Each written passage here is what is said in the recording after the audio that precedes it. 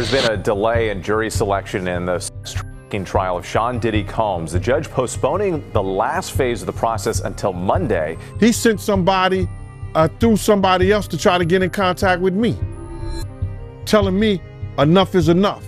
So literally just leaving the federal courthouse, lots happened today. The big thing is there is still no jury. Since Diddy's trial was postponed, there are no witnesses and jurors are turning against him.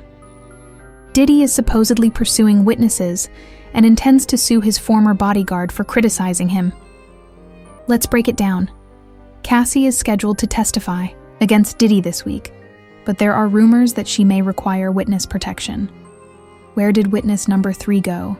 And why are jurors afraid to speak out against Diddy? Selection of a jury in the Sean Diddy Combs case almost complete. Prosecutors are preparing for opening arguments on Monday, but they admit there's a snag. One of their key witnesses against the rapper appears to have gone missing. This comes as we learn that Combs' ex-girlfriend, who was seen on video being assaulted by the rapper, is pregnant. Here's Les Trent. Is a key witness in the Sean Diddy Combs trial backing out? Victim number 3, as she's called, was set to testify against the music mogul. The name of victim number 3 was going to be revealed when she took the stand, but the woman has apparently gone missing, and prosecutors say they've been unable to reach her. People just get nervous, and this person could just be nervous and just has had second thoughts. If the prosecutor can't find this witness, how might it affect the case? Look, I don't think it's going to have a tremendous effect. The prosecution is going to call a number of alleged victims. So look, this is just one less. Someone else is also getting cold feet. A juror sent an email to the judge asking to be removed from the panel for issues of personal well-being. Victim 3 has gone missing, and there are rumors that Diddy may be connected to their purported disappearance. Diddy frequently targets those who come out against him, and it's important to remember that he was continuously attempting to get in touch with and threaten witnesses from within the prison. Well, I mean, on the surface, if the prosecutor's claims are true, this seems like pretty much textbook witness tampering, right? I mean, it appears to be an effort to either, in some cases, intimidate witnesses from testifying against him, or there have been other reports of sort of inducing people to make statements in his defense. There was some allegation that in one instance this was a statement that he, in essence, dictated or drafted with a woman who made a statement that was attempting to rebut one of the accusers, I believe, in a civil case against him. I mean, witness tampering is bad. The things that Sean Combs is accused of are terrible. He pleads his innocence. The justice system will presumably work its way through.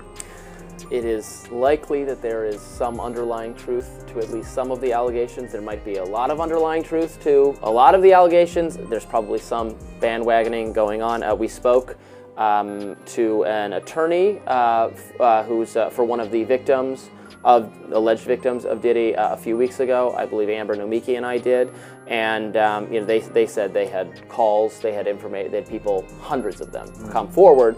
They're not going to represent all of them. They're, which ones have evidence that can be compelling, what are the best cases to bring that. I also saw a story in the New York Post, this is from a week ago, about Diddy stuff that I wanted to read the headline of. Woman claims she saw minors dressed as Harajuku Barbies at Sean Diddy Combs' FreakOFF parties, what he was describing there to Conan so many years ago. Said these were sex-fueled parties with what she initially thought were little people dressed as Japanese Barbies. And she said, this is her talking to TMZ, are those midgets? And she actually thinks they were kids dressed up in sexy. Oh, gross. So again, that's just from someone who provided this information to TMZ for a documentary, but pretty disgusting. It is. No, that's. Call logs from the Metropolitan Detention Center where Diddy is being held reveal that Diddy was attempting to buy off witnesses. In one case, he called a victim 200 times in an attempt to intimidate and buy off them. Diddy would then call his relatives and ask them to add a victim or witness to the call, so that it would be impossible to determine who Diddy was speaking to. Offer. Additionally, Diddy sent a message to his former bodyguard, ordering him to stop bringing up him and that enough is enough. And you right about Diddy's phone being tapped, because the news came out that his former bandmate from Dirty Money, she called the other group member Dunn 58 times trying to get her to stop the lawsuit against Diddy. She ain't the only one he was trying to get in contact with.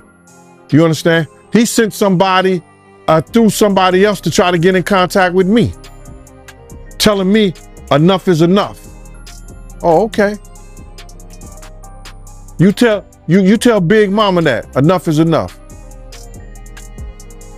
You can't tell Wolf Mama enough is enough. You tell D Ferg Mama enough is enough. You understand? You tell all those people who supported you and they survivors enough is enough. You didn't tell me about this. So he tried to get somebody to reach out to you? No, I got a phone call from Kirk Burroughs. And Kirk Burroughs, and I ain't gonna even get this guy no play. Not Kirk Burroughs, but one of the Puff dudes that I know that's real close to him said, Kirk told me, yo, he want to reach out to you, Gene. He want to speak to you. I said, speak to me for what? What do you want to speak to me for? If he's trying to speak to me, it's for Puff. Point blank. I know the dude. I know how close he is to Puff. He's been with Puff from day one. So he ain't got nothing to say to me, bro. But Kirk Burroughs did say to me that the dude said enough is enough. When do it becomes enough? This is relayed to me by Kirk Burroughs. This guy is like this with Diddy. You seen him on Drink Champs with him. You see him walking the streets in Miami with him, the whole 9 yards. So I'm saying to him, what does he want to talk to me for? He ain't got nothing to say to me. He said, yo, Gene, he said enough is enough. You know what I'm saying? Enough is enough to what? And I told Kirk Burroughs, I said, yo, if he wanted, I said, he don't want to talk to me for himself. He wanted to talk to me for Diddy. And I ain't got nothing to say to him. He ain't said enough is enough to Wolf Mother when he cursed out and told her all kinds of shit. Did he say enough is enough to Big's mother? What do you mean enough is enough? And that's how that conversation went. How did you feel about it after you were done? I felt that, like, cause they must have got at Kirk Burroughs, cause Kirk called me with the bullshit. Yo, you gotta fix that. You know this, man. God, excuse me. Listen here, bro. I don't care nothing about none of these industry cats and what they do and how they do it. That's their business. You understand? I don't tell a man how to screw his wife and how to spend his money. You don't tell me what I gotta do with my time. Point blank. Do you feel like at some point Diddy could try to come after you or do something, you know, being that he's went after a lot of people, he's did a lot of stuff, as you know about? Cam, let me tell you something, man. If I worried about what somebody would do for me, I wouldn't be the man. Carrying out his abuse. And Gene didn't realize Diddy was too far gone until he tried to drug his girlfriend. Gene tried to stop Diddy, but Diddy didn't care. Don't worry, this story is far from ended. The parties I seen, I knew that they were spiking drinks. My girl was at the New Year's party, right? I'm at the front door. I gotta make sure everybody got their passes and everything like that. So then, my girl and her girlfriend is in the party. So they get bottles of champagne. You know what I'm saying? And I'm looking for them. After everybody comes, they close the door. So I'm going knocking in doors, looking at people. I'm looking for my kid's mother now. What the fuck, what's going on? And I'm getting hysterical. So I decided to go to the car, and I looked in the car. She was in the car asleep. She said, Gene, we started drinking the champagne, and I didn't feel good. And me and Debbie came here and went to sleep. And my whole thing about it is that Puff wasn't right what he did to people around us, man. He wasn't right what he did to people around us. Him being hard-headed, not listening, and not telling the truth and constantly lying cost a lot of people their lives, man. It cost a lot of people their lives. I want him to understand. When I told him, if we don't do something to these doors, people gonna die tonight. And forget, and I wanna say F what other people say. Everybody know I told him that. Our whole crew know I told him that. From Slick to Nord, Bunny, Big Boy, Eddie, all the people that was with us that night. Know I told him that. 9 people end up dead. Gene Deal was the only. And I know you ain't signed it. I know you ain't signed an NDA, clearly. But did he make his artists sign NDAs and people that work for him? Well, a lot of these rappers, a lot of these industry people, anybody who does business nowadays with the internet, they have NDAs, non-disclosure.